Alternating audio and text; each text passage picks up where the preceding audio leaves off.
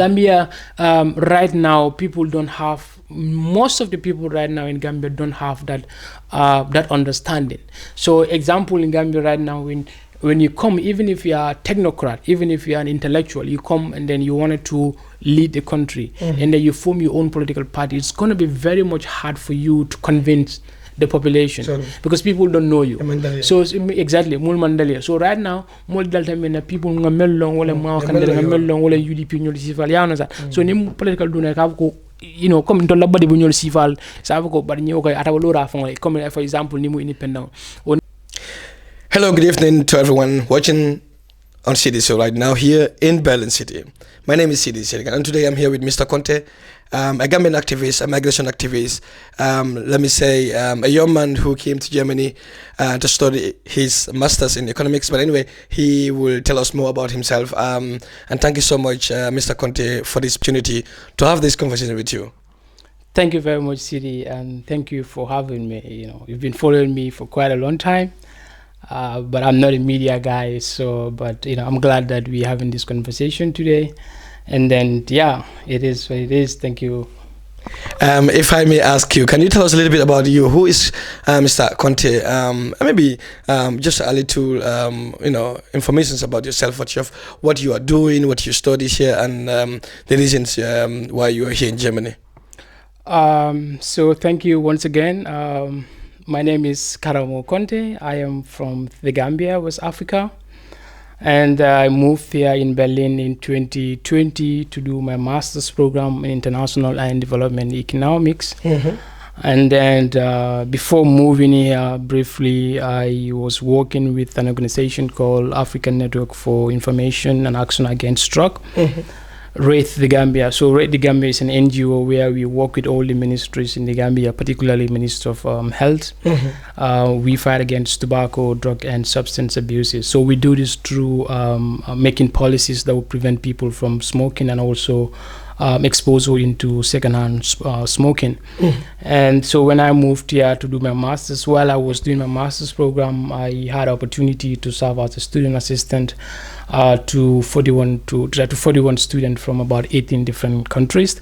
And so moving forward, I was also had opportunity to work with an NGO called Migrant Media Network, where I mentored migrants both here in Germany and also back home in the Gambia.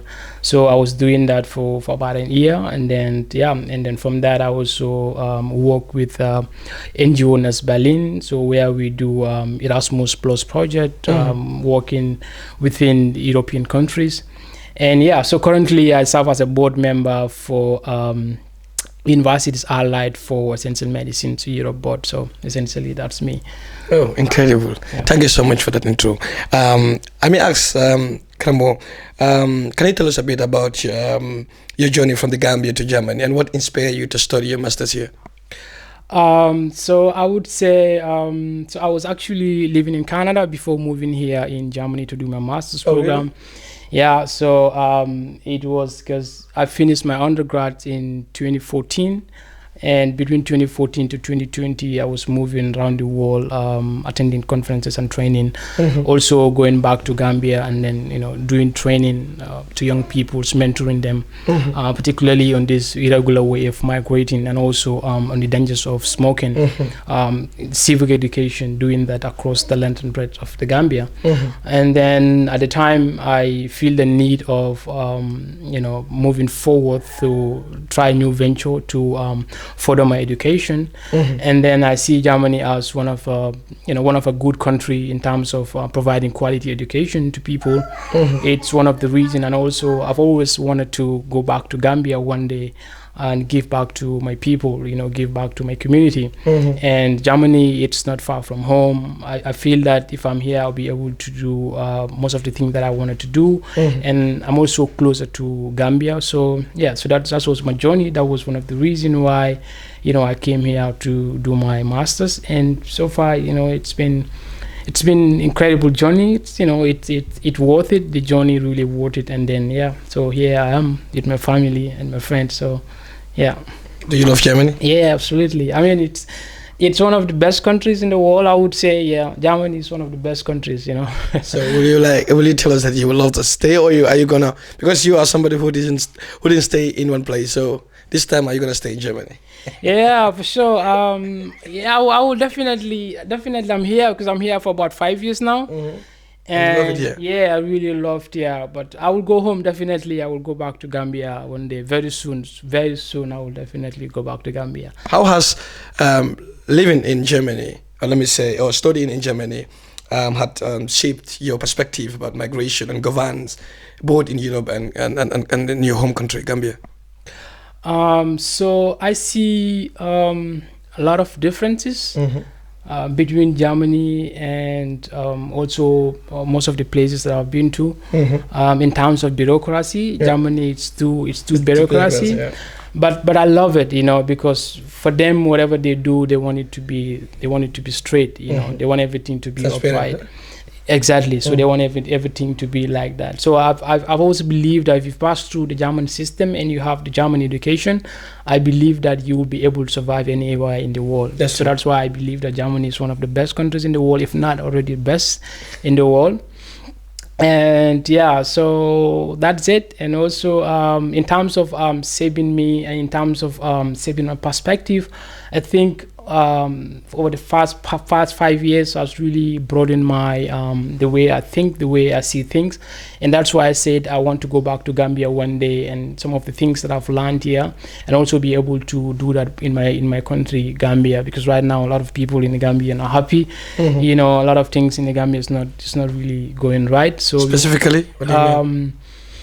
So I think, in my opinion, I don't think Gambia right now, I do not see anything in Gambia right now that is public and is really working. In my opinion, I feel that not anything that is for the interest of the people. I feel that it's not going right. You mean you're not happy the way things are going in Gambia? I mean the government is not doing what is expected. Okay, I will. Sorry that we couldn't continue because of some interruptions. But let me ask you this question. You're talking about the bad governance of bad governance in the Gambia. And right now there is so many things going on. And if I understand what you're trying to say is that young people expect the government, and they expect a lot from the government. But at the end of the day, there is so many disappointments. If I'm right? But you personally, why did you choose to become active Gambian politic despite living here in abroad? So actually, I am often not on the spotlight to talk about the issues in the Gambia, because I feel that right now Gambia is so polarized, and I often say to my friend that in Gambia I feel that we're suffering from a lot of mindset deficiency, I call it. The way most of the people, especially let's say young people, so to say, not all of them, the way we think sometimes, I do say it's not modern, in my opinion.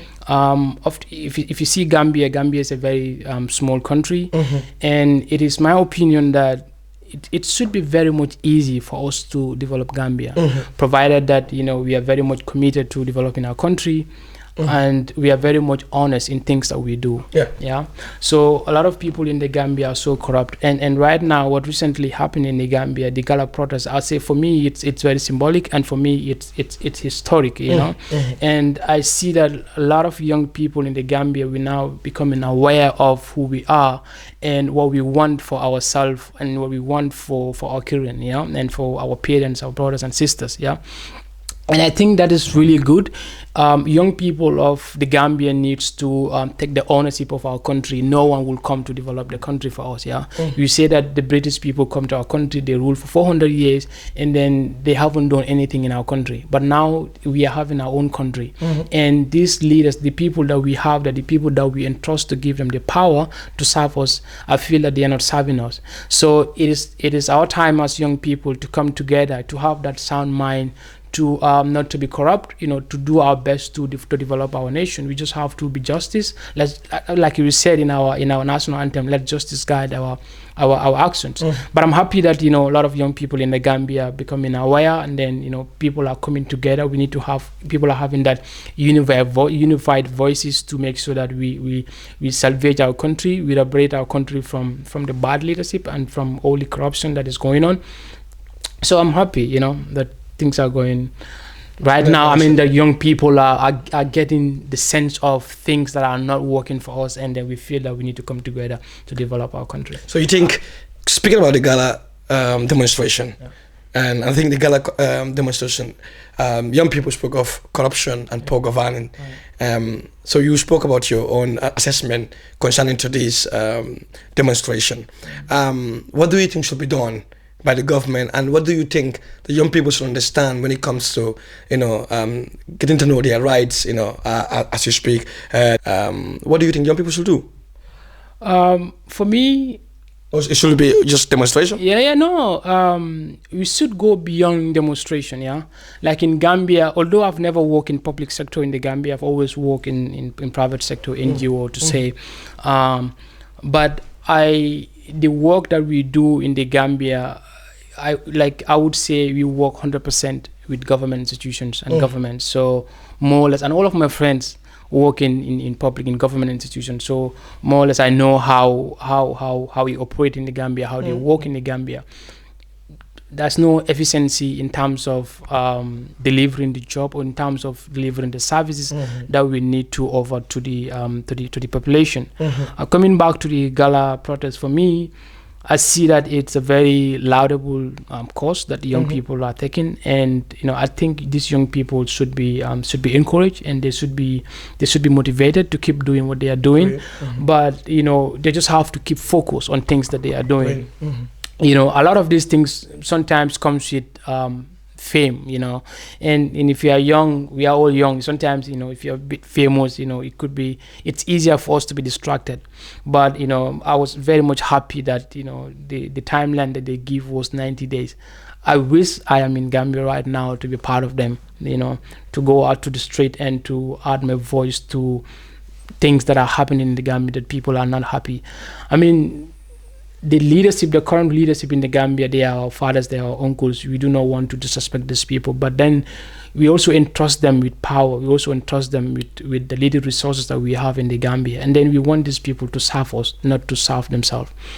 But then these young people are going, and I think it's very important, because if you look at the initial protest, when Gala initially came, the protest that they wanted to do, they were denied permit, and then these people went to the street, and then eventually the authorities, our leaders, listened to them, and that's why, in my opinion, they give them the permit now, and you could see that level of maturity that the both party exercise, both the protesters and also the authority, the police, I would say, try to guide these people throughout the protest. I was watching it live to see how how things are going. So I was very much impressed, and I believe that this thing is going to be a sample, not only in the Gambia, but across the sub-region, that the democracy in the Gambia right now, it's working.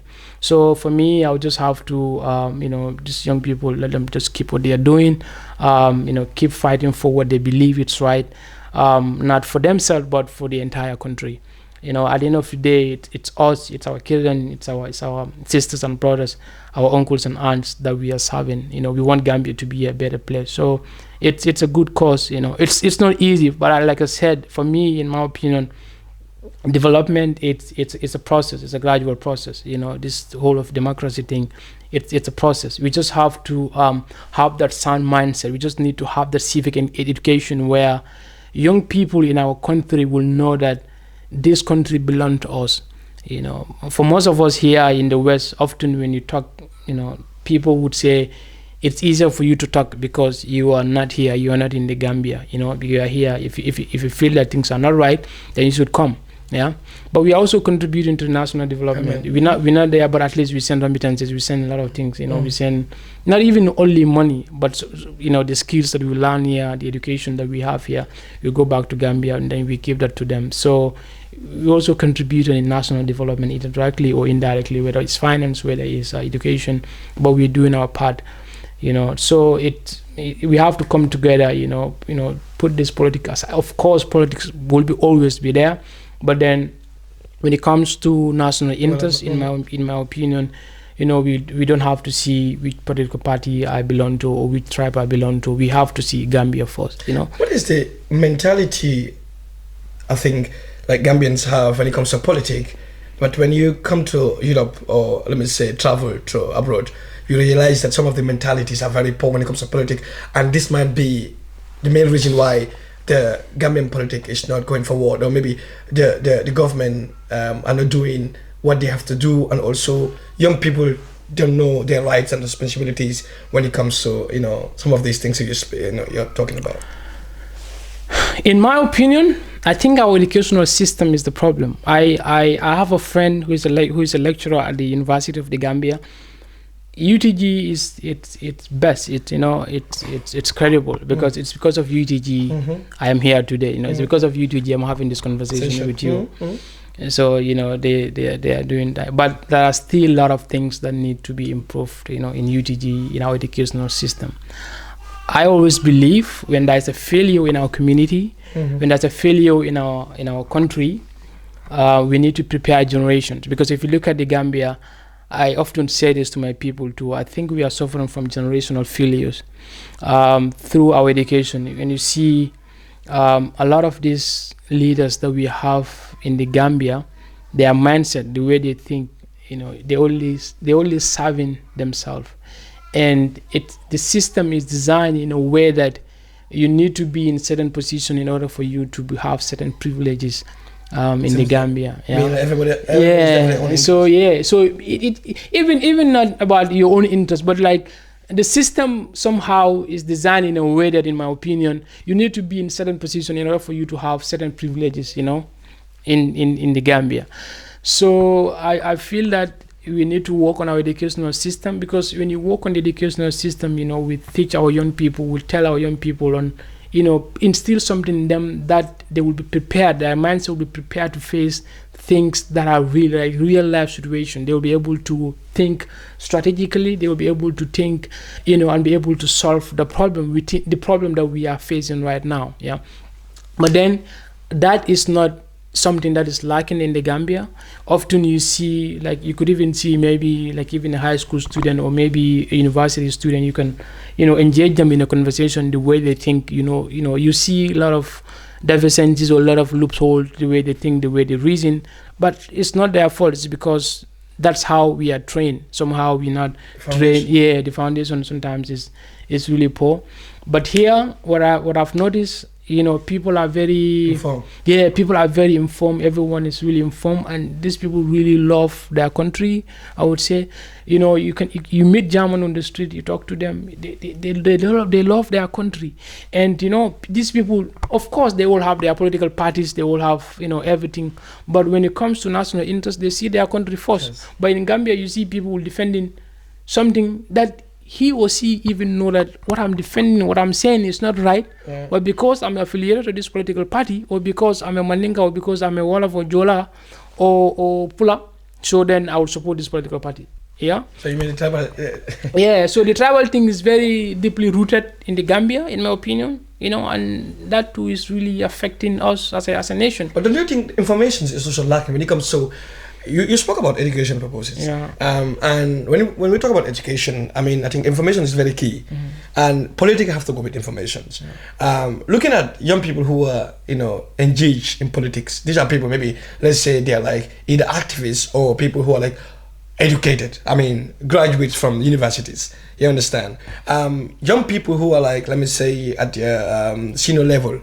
Majority of them don't even know their rights, their responsibilities. Even though there is what we call government in school, but who are the people who learn government? It's art students. Yeah. You understand what I mean? Yeah. So you can see there are majority of young people who didn't even know the importance of their votes You understand? They don't even know what is their right and the power they have in their hand. So also our Gambia is a very poor country. You understand? Yeah. And the majority of the old people, let me say, they're all illiterates. They don't even know what is the importance of these votes. Yeah. So don't you think this is also a big problem when it comes to information? Our communities are not informed about all these things.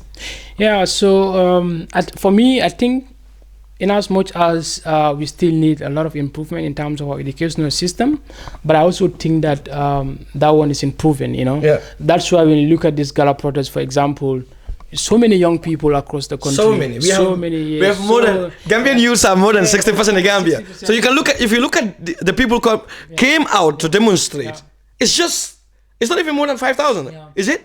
But like I said, you know, it's a process. It's a process. Like 5 years ago or 10 years ago, this thing was not happening in the Gambia. People, you know, when you call for protests at the time, people will not even come out because people would fear that when they go out for a protest, they could lose their life and all that. So, you know, like I said, this protest for me, it's symbolic and it's historic, that young people are becoming too aware that these people that we entrust them with our resources, they are not serving us. They are, you know, instead serving themselves and their relatives. So now we have to take ownership of our own destiny. Yeah. You know, we have to take ownership of our own resources. So that's why we want to keep these people accountable. And then the petition that they give to this institution, I hope and pray that they will answer to those questions. They will answer they will come and clarify and do whatever step they need to do in order for us to, you know, give us the answers that we are looking for. So I hope, you know, these institutions will do that. So it's a gradual process that is happening. You know, eventually it will happen. So what is important is, in my opinion, we need a lot of civic education. We need to talk to our people, you know, give them information that this is what is happening. But you know, you know, eventually people will come out and then talk, because you know, this person start like before election. We've seen people said, okay, this year there will be changes. But you know, Gambians, one problem I know, it's a poor country. No matter how desperate people are, if you're a person find it wrong, if you give them something, that person's mindset is changed. That is automatically easy. So I know what people are desperate, of course, you know, for changes. But at the same time, don't you think, or do you have any hope that things will be different than last election? I mean, it might be. It might be, in my opinion, it might be, but only if we have someone who's credible. Yeah, because what happened is we've had this coalition that happened in 2016, but things did not go as we wish or as we hope things will go. Things did not go through, you know, on that part, unfortunately. I have this feeling that this coming election in 2026 probably will be a bit different when we have someone that young people trust, that the people of the country trust. You know, of course, still now in the Gambia, we have a problem. You know, we have a problem because not many young people go out to vote. So young people needs to they need to register, and they also need to go and vote, because often I also said a lot of the people in the Gambia that decide in terms of voting are our mothers and our fathers, and often these people will say, you know, I don't go against the president, I don't go against the sitting president. So that is often our problem. The mindset. That's why I said, you know, I think we are suffering from mindset deficiency. Yeah. You know, so but with time. But that has to do with information. Yeah, it has to. If they lack the information, this still on the mindset will never change. And that's why, because, you know, interviewing you, so that's why, you know, I'm saying a lot of things will be compact, but that's why I've also mentioned about the educational system. Yeah, because when the educational system is good, but we're preparing generations to have that sound mind to know what is right and what is wrong. Sensitization. Yeah, sensitization. You know, I'm not saying that right now the one that we have, you know, they are unaware of the issues surrounding them, but often we nka mem fasa mem nka tonyari o nka men defend mem nka tonyari wala because Gambia fo nyaka ko jël obviously dafa ngal ko this is not right, but you still defend it just because for whatever reason maybe that system is serving you you alone you know, at the expense of the entire population. So so you ko you want us you have to call. Let me ask you this question. Who do you think in the Gambia right now? I mean all your personal candidate, you believe this person could rule the Gambia if President Alvaro is out of office. I mean, in my opinion, I believe UDP have the potential to give us a new government. UDP has the potential, but the potential also, in my opinion, also depends on the candidate that they present to the country. That's a fair answer. Yeah. So for me, that's it. You know, we'll see from now against 2026. But what's going to happen is, come like I said, Gambia.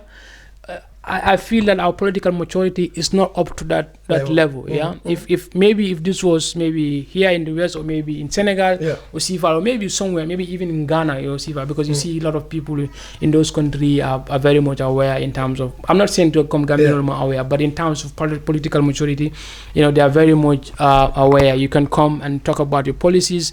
You know, you can come and talk about issues, language of national interest, and people will listen to you, and then, you know, they could vote for you based on the things that you have on the paper, or based on the things that you wanted to present to them on the table. But Gambia, right now, most of the people right now in Gambia don't have that understanding. So example, in Gambia right now, when you come, even if you are a technocrat, even if you are an intellectual, you come and then you wanted to lead the country, and then you form your own political party, it's going to be very much hard for you to convince the population, because people don't know you. So exactly, so right now, people UDP so ni political you know, comme to labadi bu ñol sifal sa ko bar ñew koy ata lora fon comme for example ni mu independent o ni na ni mu parti kuto de could even see ara parti jumal, people don't know you.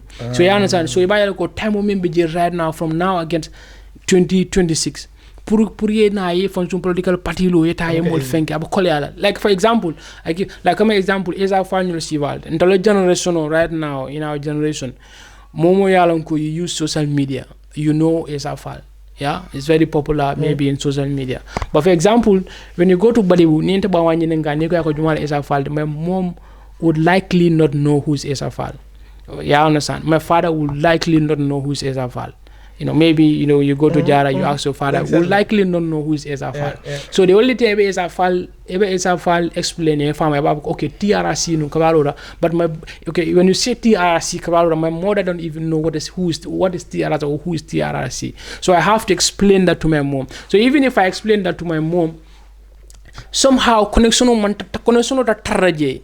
Mom, for understand. Purumbama is a pride al carre photo al carrota is a file, for example. So that's why UDP has the potential to change. And so I have one question which is very important, and I know many people are going to find it very interesting. But at the same time, for me, it's very important to ask this question concerning to our former government. Yeah, Jambe. Many Gambians feel disillusioned after the fall of Yaya Jambe. Do you think the current government has failed to deliver the promises of democracy in the Gambia? So for me, I wouldn't say they failed in terms of delivering democracy. Yeah. Okay. In my opinion, I think it would be unfair to say that the current government failed in delivering democracy to the people of the Gambia. But fundamental and key things that they promise to give to the Gambian people, I think that one is a complete fail. Give me 1-2 examples. For example, even term limit. For example, just today I was talking to a friend, and then he told me that, you know, look, Barrow wants to go for a third term. So if you go for a third term and win, already he's gonna serve for 15 years. Closer to Yaya Jammeh. Closer to Yaya Jammeh, only 7 years different. Then what is the difference between Barrow and then Yaya Jammeh? It not actually democratic, but because already that's the constitution that we have, because the constitution that we have in the Gambia does not have a term limit. So obviously, if it goes to that term beyond 10 years, obviously you know, he's becoming Yaya Jammeh in terms of staying that long in power. Yeah. So in terms of maybe changing the constitution, that is not happening. You know, because of the political difference, or maybe because of serving them, or maybe serving their political party. You know, we are unable to have the constitution, despite the amount of money that we've invested into developing that constitution, and that constitution has been trashed now. So because of the political differences. So I think that was a failure, you know, in their from their end. And then in terms of the reforms, most of the reforms that they promised to do, it's not happening. You know, even if it's happening, like I often challenge my friends to say, tell me 5 things or maybe 3 things that is public in the Gambia. Reforms. Yes. I told him, tell me 3 things that is publicly in the Gambia and is serving the interests of the public and is working 100%, unquestionably and undeniably working in the Gambia. I've always told them, if you tell me that, then I give you 5,000. No one is able to tell me that.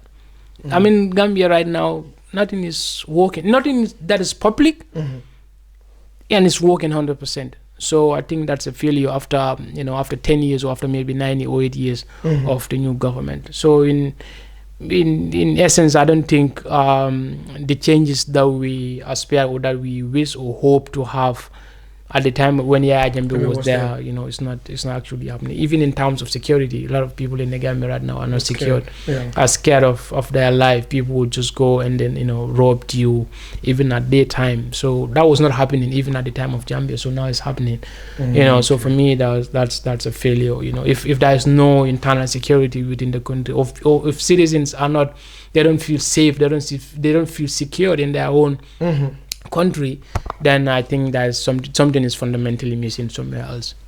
I'll go back again to what you do, because you are involved in many, let me say, youth activists here also.